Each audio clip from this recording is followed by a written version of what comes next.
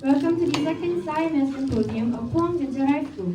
We are Munyeji, Yu Young-sung, the moderator of today's event. Today we will share our insights, research findings, and recommendations about our mathematical and scientific knowledge on a variety of fields. Before we start the symposium, let me introduce the grateful people who attended today. Our Vice Principal and our Head Teacher, Taejang 선생님.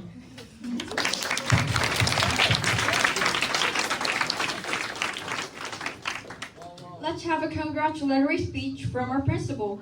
Please welcome him with a big round of applause.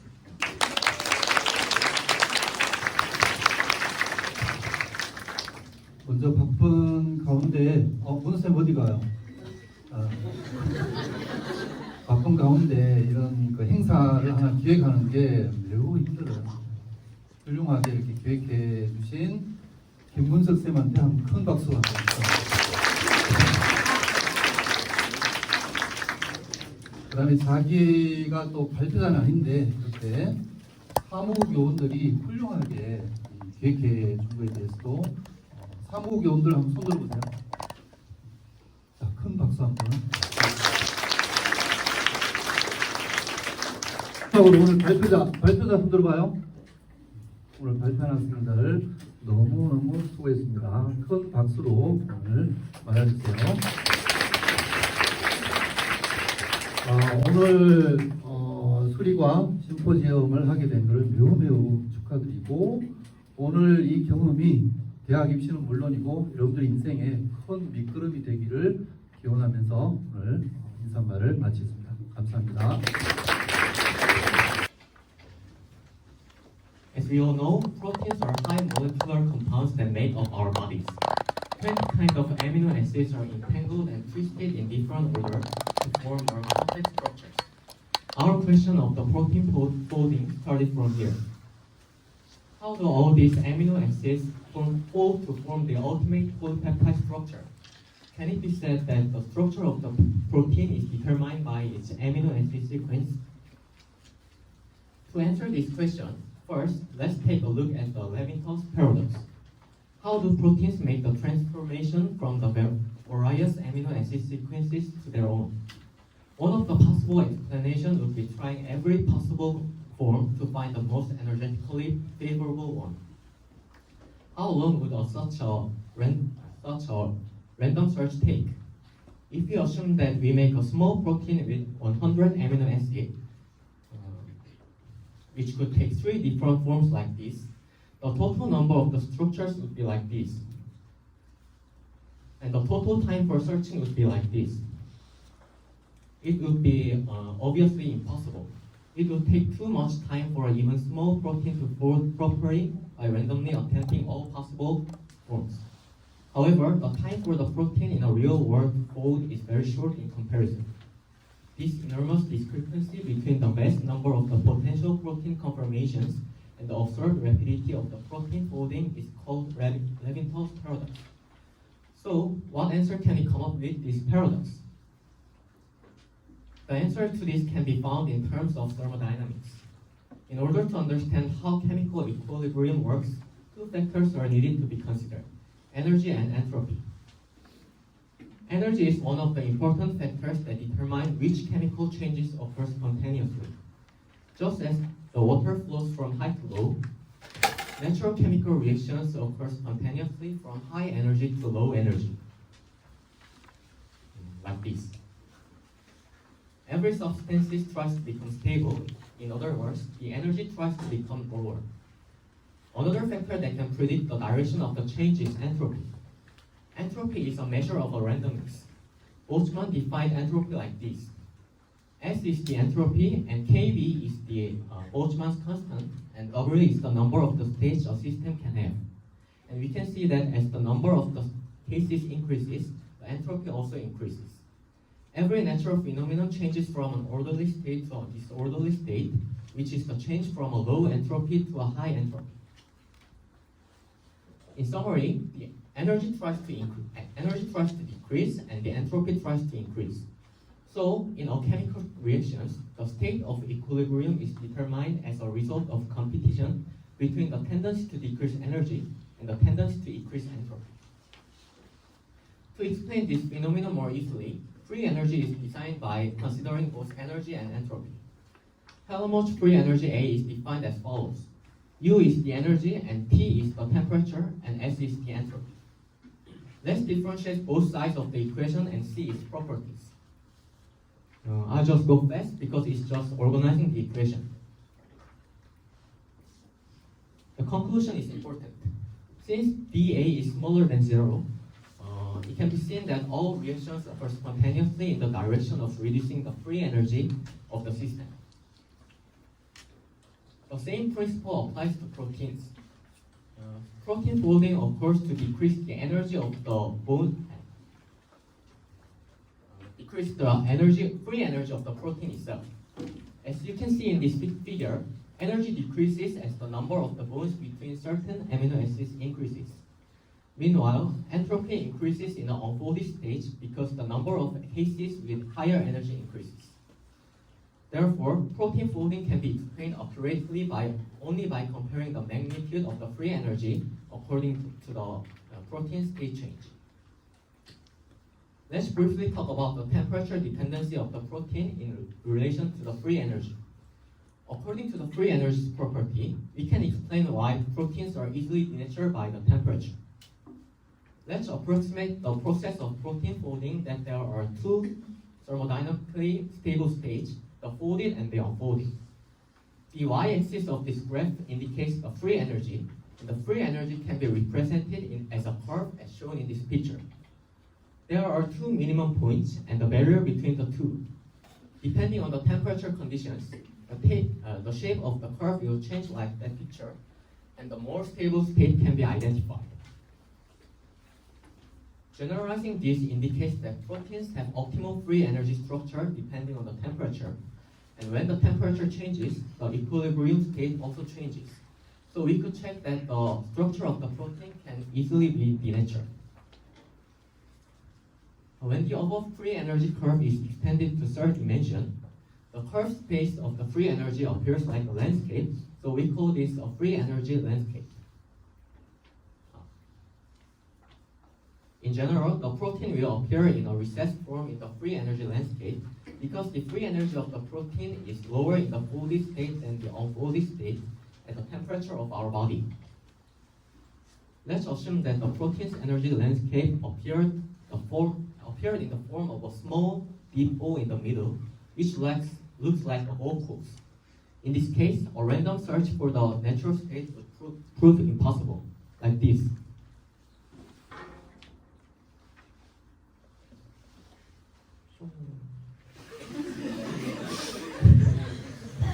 It is not appropriate to explain the actual process of protein folding, as in Levi-Strauss paradox mentioned earlier, because it takes a really long time to find the protein ball falling into the natural state hole. A model that has emerged as an alternative to the bulk holes models is commonly referred to as a funnel model. The ground state has very stable energy and few structures, so it forms a deep valley, whereas unstable states have a higher energy and a wide shape. Proteins are folded sequentially according to the states corresponding to the funnel wall, eventually forming an ultimate structure corresponding to the final minimum point, like this. To summarize, the funnel theory suggests that the folding of protein doesn't occur at random, but it accumulates in a direction of lowering the free energy and ultimately forms the final structure with the lowest free energy.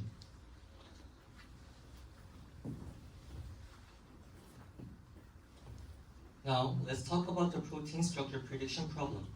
A protein is a complex biological macromolecule composed of a sequence of amino acids.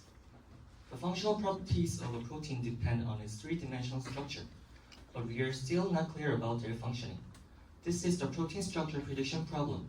From now on, we're going to tell you a way to solve this problem. By the thermodynamic hypothesis of protein folding, the global minimum of the free energy function is assumed to be the intrinsic functional form of the protein. So the goal of the protein structure prediction is to find the global minimum of the free energy function. As you can see in this picture, we can find out that the protein's folding state is at the global minimum of the free energy function. Now let's find out how we can solve this problem. The solution of the protein folding problem step follows like this. Modeling the protein structure, defining energy properties, and developing an efficient algorithm for predicting the structure. This time we're going to show you an effective protein model that can solve the protein folding problem in a simple form. And this is the two-dimensional lattice model. Finding low-energy three-dimensional structures is a difficult problem, so we use two-dimensional lattice models. In a two-dimensional lattice model, the arrangement of protein-defining amino acids is considered to be the arrangement of beads, which represents amino acids linked by strings, which are peptide bonds. So the example of the two-dimensional lattice model looks like this. And as you can see, the chain of the beads occupies points on a two-dimensional lattice. Now let's take a look at the hydrophobic polar model, which is a representative example of the two-dimensional lattice model. The hydrophobic polar protein model is to predict protein structure using only the hydrophobicity of amino acids, first proposed by Dill in 1985 as a way to overcome the significant cost and difficulties of predicting protein structure. The hydrophobic polar model is one of the simplest of two-dimensional lattice models. In this model, amino acids are classified only in two groups, hydrophobic and polar. In our presentation, the hydrophobic model amino acid will be black, and the polar amino acid will be white. While there are only two kinds of amino acids in the hydrophobic polar model, actually to present protein energy, more sophisticated descriptions that allocate interaction energies for pairwise interactions between 20 amino acids must be considered. These are the hypotheses of the HP model. The first rule is that there are only two possible residues, hydrophobic and polar. And the second rule is that when two hydrophobic residues are adjacent to a space, there is an interaction that lowers the energy by any unit of -1. And at this time, the two hydrophobic residues must not be connected. Third, it should be sequentially connected without overlapping.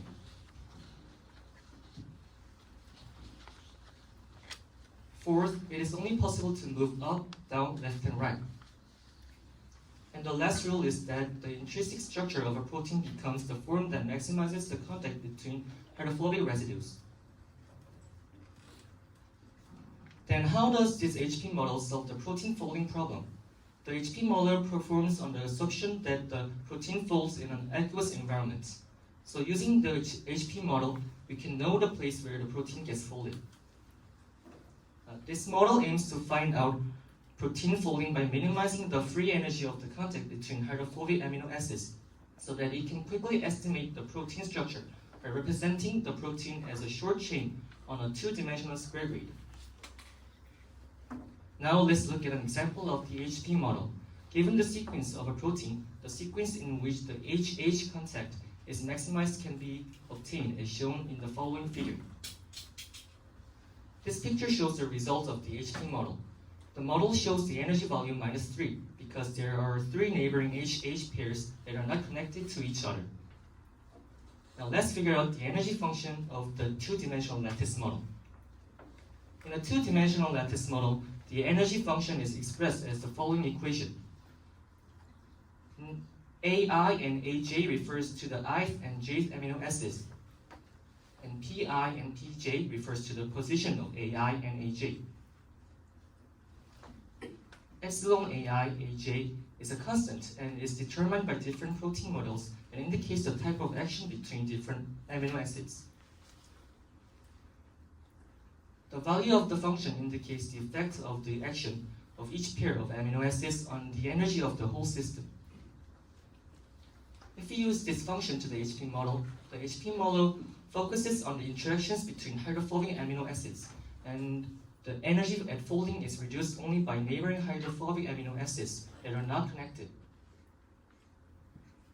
In the HP model, there are only 4 kinds of interactions of amino acids, so the values of the constant appear as follows for each pair of amino acids. Only the HH pair's constant has a value of -1, and the other pair's values are 0, so they don't have effect to the total energy. Now let's look at the delta function. The function outputs 1 if amino acids and amino acids are adjacent but not connected. Otherwise, it outputs 0. If this is expressed as an equation, it is defined as follows. Absolute value of I minus j is bigger than 1 means a condition that 2 amino acids are not connected. And this means a condition that Manhattan distance is 1, indicating the conditions for the 2 amino acids to be adjacent. If these two conditions are satisfied, the 2 amino acids are not connected and are adjacent, so the function outputs 1. So the HP molar energy function consists like this overall. If both of these amino acids are H, the constant value is -1, so it affects the total energy by -1. In other cases, the function's output is 0. The function can find the effects of the HH pairs, which is the energy value of the model. If the number of the HH pairs increases, the energy value gets lower. So we need to find a configuration with the highest number of HH pairs. This way, the function can find the global minimum of the free energy function, which is assumed to be the intrinsic functional form of the protein. If we compare the HP model with reality, on the left is the two-dimensional lattice model, and on the right is the protein folding in reality. Next is the HP model complexity. This is the examples of HP models in the order of HPPH. When the number of amino acids are few, we can find out the structure we need through naive enumeration. But when the number of amino acids gets bigger, number of arrays excluding symmetry in a two-dimensional grid model gets exponentially increased. This shows that although the two-dimensional lattice model may seem very simple, the folding of the amino acid structure becomes more difficult as the number of amino acids increases. Which means that there is no efficient algorithm to answer the question, is there a structure of peptide X that has an energy lower than E? At this time, what is the lowest energy structure of peptide X is difficult to verify and solve. To conclude this presentation, the structure of proteins can be explained using free energy, but it may be too complicated to predict the structure. The protein folding problem has been solved to some extent through the two-dimensional lattice model as we showed. Thank you for listening to our presentation. It's time for the second presentation. 최원규, 손찬혁, 조재영 will tell us about exploration of hidden Markov model and applications. Hello everyone, they are Chanyeok Son, Jaeyoung-jo, and I am Wangkyu Choi. We are going to present about hidden Markov model and its application. This is the table of contents that we are going to present today. First, we are going to introduce why Markov model is important and what are the advantages for using this Markov model. Markov chain is being utilized especially in modeling a problem and event changing over time. The Markov chain enables us to infer future or past states from the present state. This model is different with artificial intelligence in some ways. Markov chain is a non-learning model that can predict future based on the current state of the system and the probability of transition. This means that we can apply this model when we don't have past data. Due to these characteristics, Markov chains are a very useful tool for data scientists and anyone working with sequential data. They are very important tools for anybody interested in machine learning and data analysis because they can model complex processes and make prediction based on limited information. Let me introduce Markov model in more detail. Markov chain were devised by Russian mathematician Andrei Markov in 19th century and have been widely applied in information theory, computer science, statistics, machine learning, and artificial intelligence by the 21st century. Markov chains are stochastic processes that change over time. To better understand Markov chain, we need to know about the Markov properties. In general, we can make prediction using past data to find future weather or changes. However, in order to obtain accurate result, it must be calculated using all previous data, which is practically impossible. Therefore, to solve this problem, now we can use the Markov property, which means that the next state depends only on the current state. The Markov chain shows a change from each state to the next state according to a constant transition probability. Let me explain with a simple example to make you understand more easily. Markov chain can be expressed in transition probability metrics. Markov chain can be made of transition probability and space, and transition probability is particularly important. Here is the example for the weather. If we can predict tomorrow weather from today weather, we can make transition metrics in the bottom of the slide. And by multiplying these metrics, we can proceed the prediction to the next day. This is a simple example, but more complicated problem can be formulated based on the same principle. The hidden Markov model assumes that each state follows a Markov chain, but it is hidden. For example, let's say you're a scholar studying the climate from 100 years ago, and the only information you're given is record of ice cream consumption at the time. With just this information, you want to know if the weather was hot, cold, or warm at the time. We can observe a chain of records of ice cream consumption, but it is difficult to directly observe what the weather was like on that day. The hidden Markov model seeks to estimate the state hidden behind observation.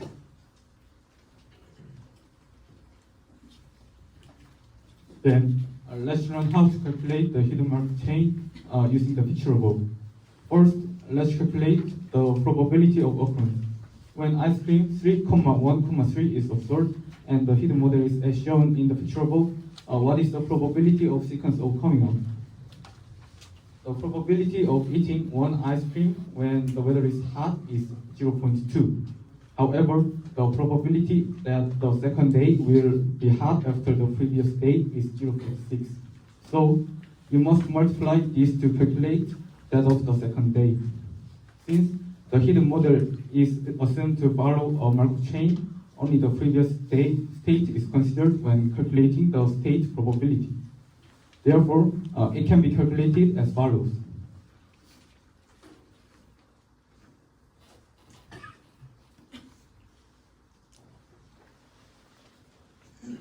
Then, out of the total probability of O occurring, only hot, and cold were calculated.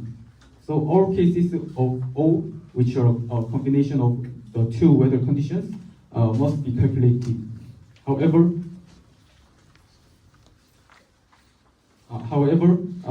problems arise with this exponential calculation as number increases. If there are n hidden states and t observations, the number of cases to be considered is exponential, which may result in inefficiencies that take a long time to calculate. To solve these inefficiencies, hidden Markov chains utilize dynamic programming techniques that use the method of storing and solving redundant calculations. The Ford algorithm is one of the dynamic programs used in hidden Markov chain and is used to sequentially calculate the probability of hidden states given observation data. It is mainly used for model parameter learning or inference in stochastic graphic models. The key to the Ford algorithm is to store redundant calculations and record them whenever necessary.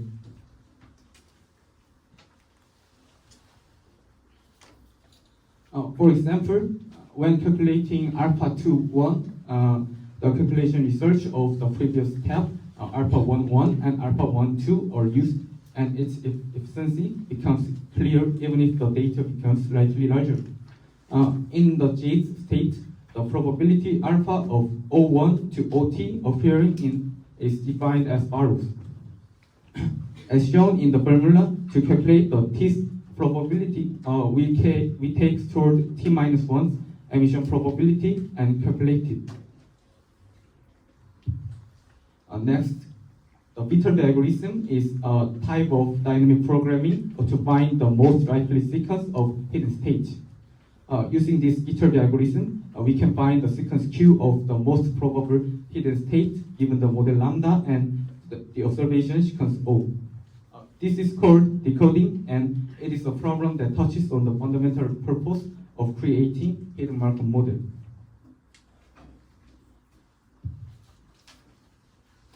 Viterbi probability V, the calculation target of the Viterbi algorithm, is defined as follows. The biggest difference from the Ford algorithm is that the Viterbi algorithm has backtracking process. The blue dotted arrow in the picture above indicates backtracking.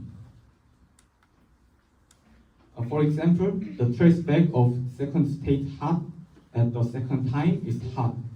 This is because the probability of coming from hot is greater than that of coming from cold. And the traceback of the first state cold at the second day is hot. The optimal state sequence is the result of the backtracking obtained in this way stored in a list. In other words, if 3,1 ice creams are observed, the backtracking sequence with the highest probability is hot, cold. These algorithms can be used to calculate the probability of a Markov chain and find the optimal sequence.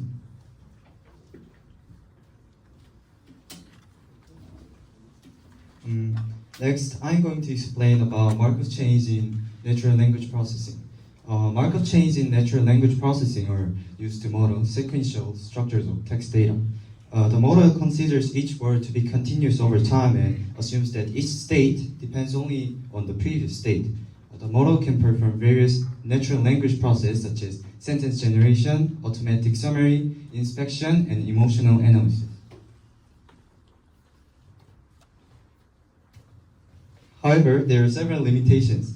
The underlying Markov chain model relies only on the previous state to model the probability of the next state, which is useful in some cases, but it has the problem of not being contextualized properly. And the N-gram model solves this problem to some extent. So let's talk about the N-gram model. The N-gram model is a statistical language model used in natural language processing and information retrieval. It models the probability of the sequence of n words occurring in a given text or speech. And an n-gram is a contiguous sequence of n items from a given sample of text or speech. These items could be words or characters or phonemes depending on its applications. The most common usage is with words where n represents the number of words in the sequence. For example, as you can see, the unigram model. A unigram model considers each individual word in isolation. And likely, a bigram model considers sequences of two adjacent words. And trigram model considers sequences of three adjacent words. And the n-gram model is based on the Markov assumption, which states that the probability of a word depends only on the previous n-1 words. This allows this model to capture some level of context and dependencies between words. N-gram models are widely used for various tasks, including language modeling, text generation, speech recognition, spelling correction, and more. They provide a simple yet effective way to create patterns and structure in language data. Next, I'm going to explain about Markov chains in Google PageRank algorithms.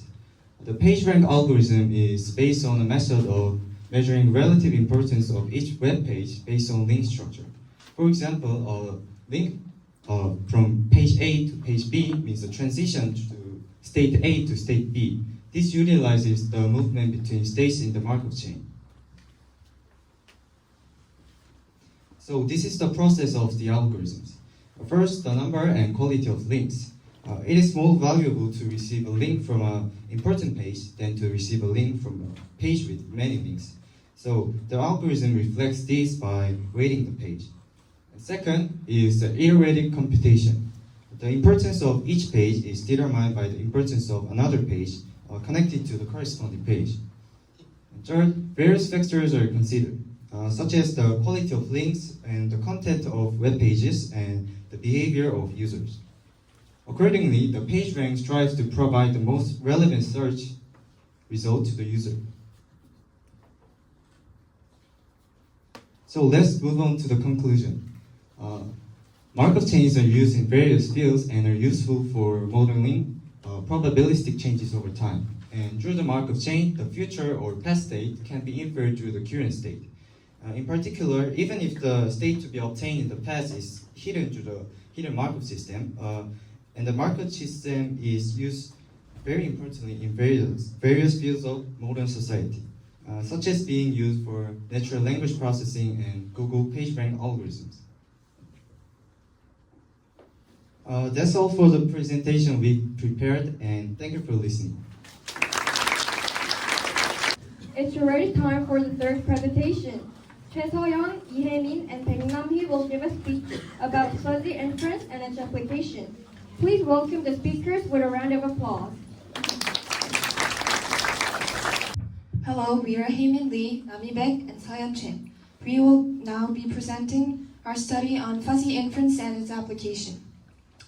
The table of contents is as follows. What is fuzzy logic, fuzzy sets and operations, fuzzy inference and application of fuzzy inference? First, I will explain the fundamental concepts of fuzzy theory. In the 1960s, Azerbaijani-American mathematician Loftizadeh had a sudden thought. Can mathematics provide answers to emotional questions like, how beautiful is my wife? Thus, from this curiosity, fuzzy theory was born. The relationships and attributes of objects found in the majority of data in our real world are often not expressible in simple black and white terms. Instead, they often possess ambiguous boundaries. Fuzzy theory is a theory suited for handling such data. Fuzzy logic is a form of many-valued logic in which the truth value of variables may be any real number between 0 and 1. It enables computers to understand ambiguous language by processing it mathematically. So, what is a fuzzy set? Let's compare crisp sets and fuzzy sets. Crisp sets are defined using characteristic functions. In crisp sets, membership values are either 0 or 1. On the other hand, a fuzzy set is a set with ambiguous boundaries. Fuzzy sets are defined using membership functions, and they represent the degree to which an element belongs to the set as a membership degree ranging from 0 to 1. The graph above represents the characteristic function of a crisp set, while the graph below represents the membership function of a fuzzy set. As you can see, in crisp sets, the membership degree for a set characteristics only takes values of 0 and 1. In contrast, in fuzzy sets, the membership degree for the three set characteristics varies continuously between 0 and 1. Next, let's take a look at hedges. Hedges are fuzzy set modifiers that change the shape of a fuzzy set.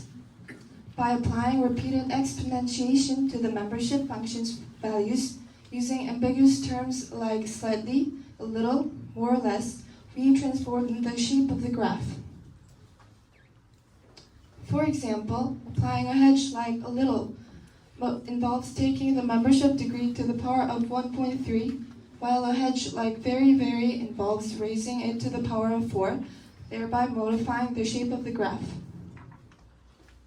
Fuzzy set operations refer to operations performed on fuzzy sets. The complement on the left takes the value obtained by subtracting the membership value from 1. The intersection shown in the middle takes the smaller of the membership values of the two sets, while conversely the union on the right takes the larger of the membership values of the two sets. Fuzzy linguistic variables refers to the use of English words or phrases to represent information with some degree of uncertainty or vagueness. Variables like speed and temperature are examples of fuzzy linguistic variables. Fuzzy rule is a crucial concept for understanding fuzzy inference. Fuzzy rules takes the form of if x is a, then y is b, where the x is a part is the antecedent and y is b is the consequent.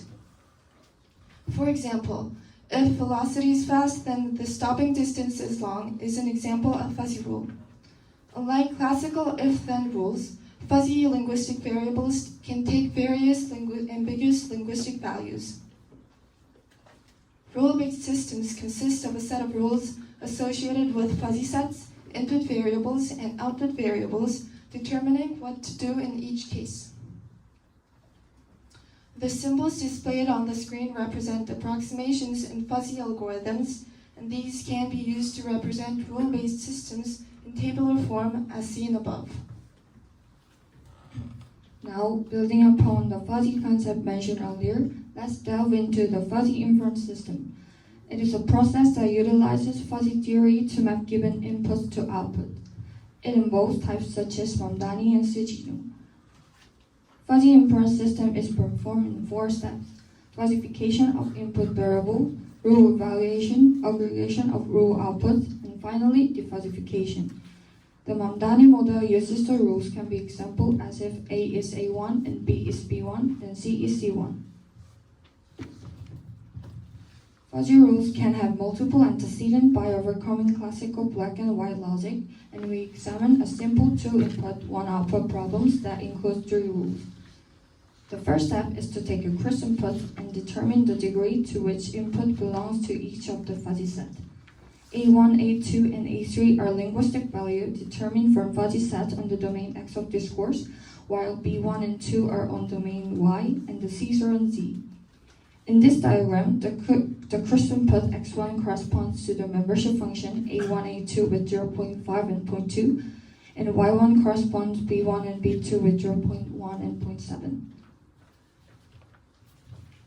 The second step is to take the fuzzified input and apply them to the antecedents of the fuzzy rules. If a given fuzzy rules have multiple antecedents, the fuzzy operator is used to obtain a single number. To evaluate the disjunction of the rule antecedent, we use OR fuzzy operation, union, or probabilistic OR prober operation. Likewise, to evaluate the conjunction of the rule antecedent, we apply the N fuzzy operation to take the smallest one or use the prod operation.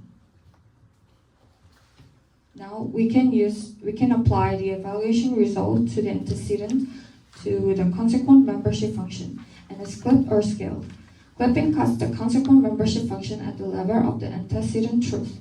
Since the top is sliced, the clipped fuzzy set loses some information, while scaling is a better approach for preserving the original shape of the fuzzy set.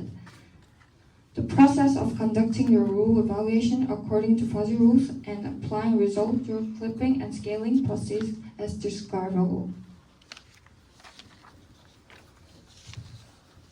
Aggregation is a process of the output unification of all rules. So the input of the aggregation process is the list of clipped or scaled, and the output is one fuzzy set for each output variable. The result obtained through the rule evaluation in step 2 are integrated like this. In last step, the final output of the fuzzy system has to be a crisp number. Let's search the most commonly used defuzzification method in Mamdani type inference, known as the center of gravity. It discovered a point where a vertical line would slice the aggregate set into 2 equal masses. Mathematically, this COG can be expressed like this. However, since integral calculations are complex and time-consuming, in practice, for convenience of calculation, a reasonable estimate is obtained by increasing the value and the membership of each output in a certain interval, not the entire output on the x-axis of this formula, by the sum of the membership of each output. In the example we use, if we obtain the estimate using the COG method, we can get 67.4.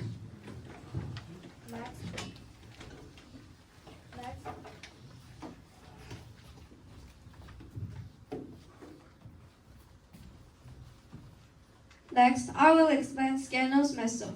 It also has the same 4 steps as the Mamdani's method. However, the membership function of it is presented as a bar, since in defined rule, k is the constant. In Scanner's method, defuzzification uses a weighted average. It can be calculated by multiplying the variable value and the membership of each output by the sum of the membership of each output variable. Because it allows intuitive explanation of expertise, Mamdani's method is widely used in fuzzy expert systems. However, the computation is complicated and takes a long time to perform. Scanner's method is convenient to calculate. It also works well with optimization and adaptive techniques. It's also widely used in control and nonlinear dynamic systems. The left side is the whole process of Mamdani's method, and the right one is the whole process of Sciano's method. Based on our understanding of fuzzy inference, we explored a digital therapeutic system for diagnosing frontal and lateral posture based on fuzzy inference. In the frontal posture, the tilting of the shoulder and pelvis and frontal posture were set, and in the lateral diagnosis, the inflection points of the thoracic and lumbar and lateral posture were set as fuzzy sets, and the linguistic variables are these. Through fuzzification, each fuzzy set were expressed as triangular membership functions. The next step is rule evaluation. In this fuzzy system, rules are represented as the table. Due to the difficulty of collecting actual medical data, these are randomly configured. There are each 7 by 7, 49 fuzzy rules. Assuming that the patient's shoulder and pelvic slope value is -4 and -3, we can get membership function value from the graph. Since it is AND operation, we conduct rule evaluation by taking the minimum value. Assuming that the lateral patient's thoracic inflection point is 5 and that of the lumbar is 0, rule evaluation is as follows. Depending on the results of the rule evaluation, we obtained these graphs by clipping the front posture membership function and integrating it into a single fuzzy set. Similarly, we obtained graph for lateral posture.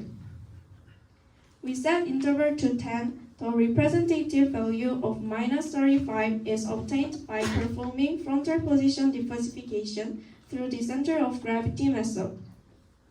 In the lateral position, the representative value is -28.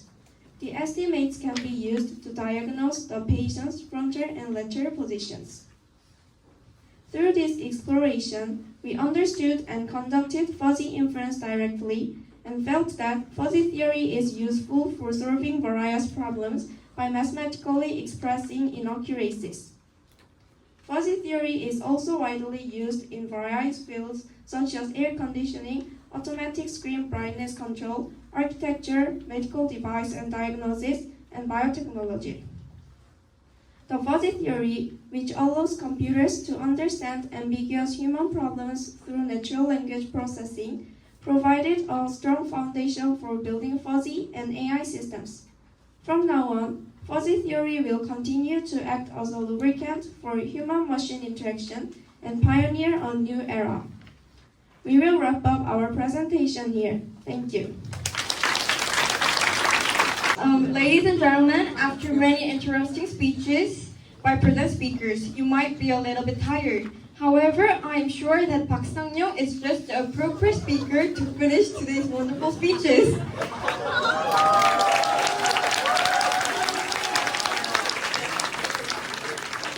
Hello everyone, I'm Sang-young Park, the presenter. We'll talk about utility maximization. I will divide my presentation into 3 parts like this. Please look at this presentation. And first of all, I'm going to introduce Lagrange multiplier. The Lagrange multiplier is a discriminant method used to find the critical point of additionally constrained multivariate real function in a region given by equation. Assuming that there is an object function f and a constraint function g that has an elliptical graph, we want to obtain the maximum minimum at the point where the ellipsoid meets the curved surface. When we use these contour lines, the maximum and minimum are the intersection of the lines and the contour lines, and at the same time have a common number line. In other words, the gradient of the green curved surface and the gradient of the ellipsoid are always parallel at the point where the maximum is minimum. The real number is the Lagrange undefined coefficient. Finally, if you actually calculate and find the answer, there are 2 expressions that contain lambda in parentheses. and the description expression G, and depending on G, either X or Y is not zero. In this state, if X is not zero, then lambda is -4, Y is 0, and X is 2 or -2. That is, the maximum minimum at the intersection appears when it is 2, 0 or -2, 0.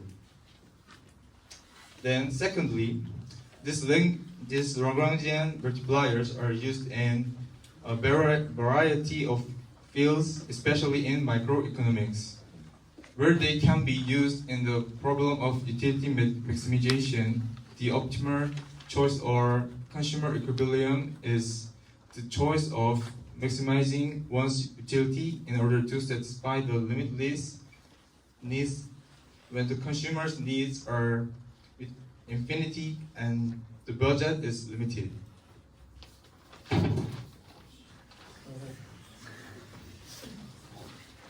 In order to analyze this choice mathematically, we need to express the budget and utility as a function. So we often use the budget line and the indifference curve.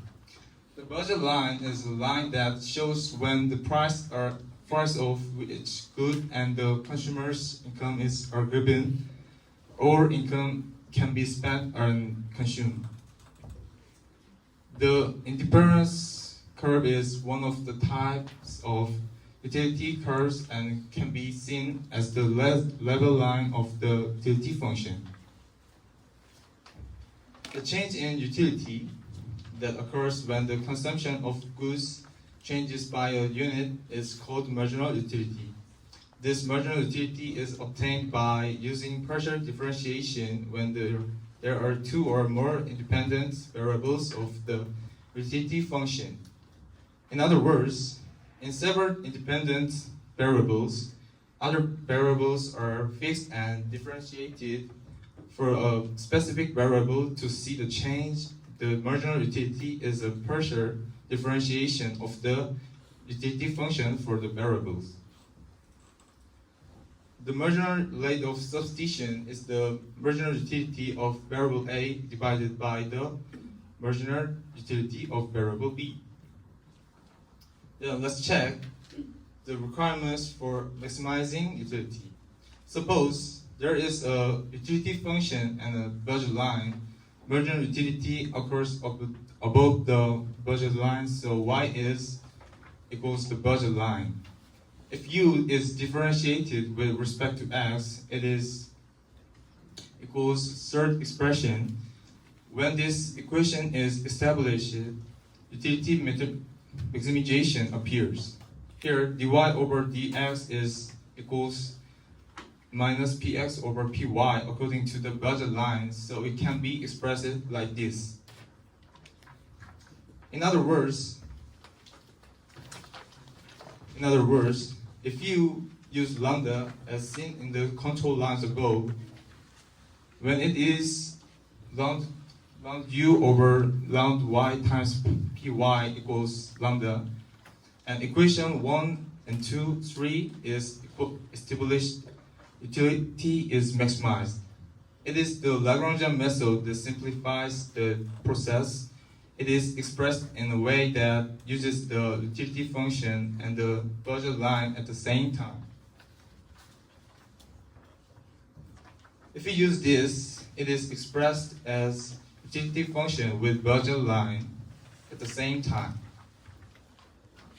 If we divide the first expression into the second expression, it is expressed as MRS xy equals budget line's tangent, which means that utility maximization can be achieved when the indifference curve and the slope of the budget line becomes the same. The points, let's look at this as a relationship in which consumer balance is achieved using the graph. The points A, B, C, and D are all on the indifference curve, representing different sets of consumption. The black straight lines facing down also represents budget line, which is a set of triangles marked in gray. consumers can consume only the consumption bundles within this gray triangle.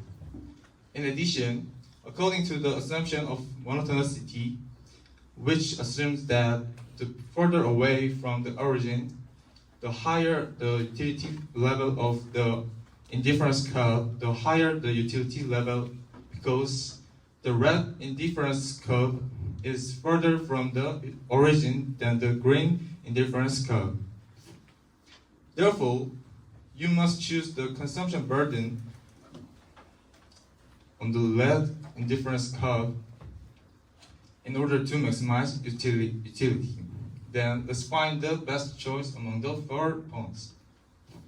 Point A is a set of budgets where consumers can consume this consumption burden, but it is not an optimal choice because it has not consumed our budgets. In addition, it is not an optimal choice because it is a relatively low utility choice on the indifference curve. Point B and C are above the budget line, which is the boundary of the budget set, so consumers consume all budgets by consuming this consumption burden. However, it is not an optimal choice because it is concentrated on the one consumer product and has a relatively low level of utility. Point D is a choice that it is on the indifference curve and has a relatively high level of utility. In addition, since it is above the budget line, which is boundary of the budget set, the consumer consumes all the budgets by consuming this consumption burden. Therefore, it is the best choice because it satisfies the selection principle of all current consumers. At point D, the budget line and the indifference curve meet. Connection means that the slope of the tangent at this junction is the same, so the relative price, the slope of the budget line, and the marginal rate of substitution, the slope of the indifference curve are the same.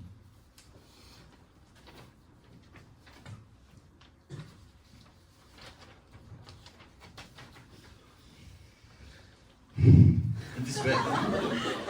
this way, when an economy's entity, such as a consumer or a company, purchases various goods with limited capital or income, it is established that the marginal utility obtained by the goods must be the same in order to obtain maximum utility, which is called the law of equal marginal utility. In terms of production, the Samuelson model is a general equilibrium model that shows the Pareto efficient distribution conditions between users and public goods. Considering how much of the economy's resources are used to produce private goods and how much will be used to produce public goods. Assume that only A or A and B exist in society, and let's set the private good to X and the public good to G. The prices of private goods are the same everywhere, so let A and B pay the same amount, and it is Px and 1. Let A public good equal A of all Pz and its proportion Bs. Just like before, you have a utility function and a budget line where the budget line consumes the preservation assets W as a private good and a public good. In other words, using the law of marginal utility equalization, here is MRS A jet XA equals PA jet over PX equals PA jet. And since PX is assumed to be 1 before, consumer utility is maximized if the marginal rate of substitution A matches the price of public good paid by A. In addition, if the production function equation is set equally and the marginal utility equal low is used to maximize profits for a company and government, then mcz over mcx equals pz over px equals mrt zx, or marginal rate of transformation. Here, the sum of the marginal rate of substitution is 1, and if this is equal to marginal rate of transformation, which is the slope of the production possibility curve. This is called the Summerson percent. This state is called Pareto efficiency. That's all for the presentation. Thank you. All 4 grand prize presentations have been completed. Now I will introduce some teams who were awarded the second prize. You can see their speeches on the YouTube channel Best MVP and also in the metaverse through the QR code on the brochure. Linear Modeling of Reaction Networks by 이도영, 박정후, 김건우. Q80 of Puzzle Problem by 김창환, 이승준. Analog Computers and Artificial Intelligence by 서예찬, 김기범, 박지훈. The Hidden Mathematics and Computer Graphics Bezier Curve by 최동기, 김진성, 최주혁. Variational Audio Encoder and Loss Function by 강지용, 봉석진. Statistical Technique Study and Clinical Trial Analysis Using It by 정진원, 박건, 강민준. Mathematical Modeling of Blood Flow by Kim Kyung-hyun. Michaelis-Menten Equation by Kim Young-kyung, 백원지. Principle of Hearing Aid focused on FFT by Yeun, Andawi. Transistor Structure and Current Formula by Hwang Jian. Now, for today's last activity, we have some quizzes about the 4 presentations we have just heard. We have 3 questions in English and 3 in Korean. You can answer the English questions only in English. If you know the answer, please raise your hand and wait until you get the microphone. Let's dive in right into questions about the first presentation. Raise your hand if I count to 3. 1, 2, 3. It is Levi-Strauss paradox. Correct. Next question. What are 2 factors that should be considered in order to understand how chemical equilibrium takes place? You two. 에너지 엔트로피. Yeah, correct.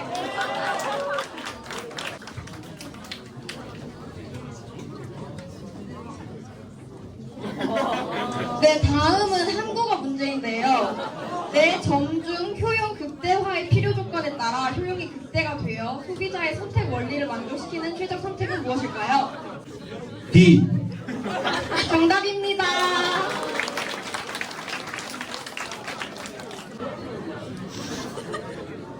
Question number 4. What are the dynamic programming techniques for finding the optimal sequence in the hidden state by backtracking?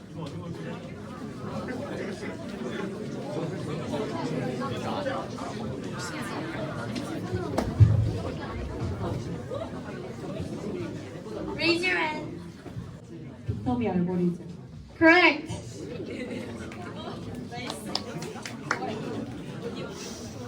다음 문제도 한국어 문제입니다. 퍼지 이론이 사용되는 분야 3가지를 말해주시면 됩니다. 발표에서 언급되었던 것 3가지로.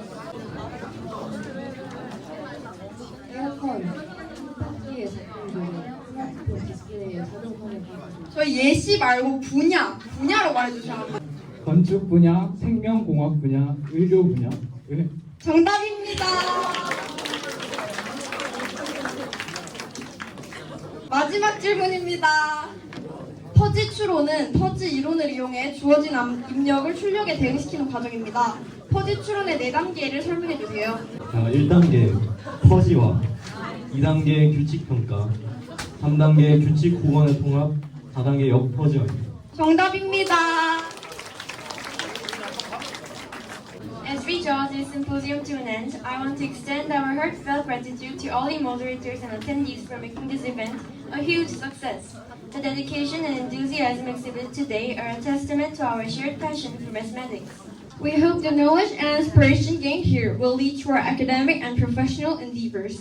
Let the discussions, insights, and connections today build on a brighter future in the mathematical science. We thank you all for your active participation, and may the pursuit of knowledge through math and science be a rewarding and fulfilling journey for us all. Thank you!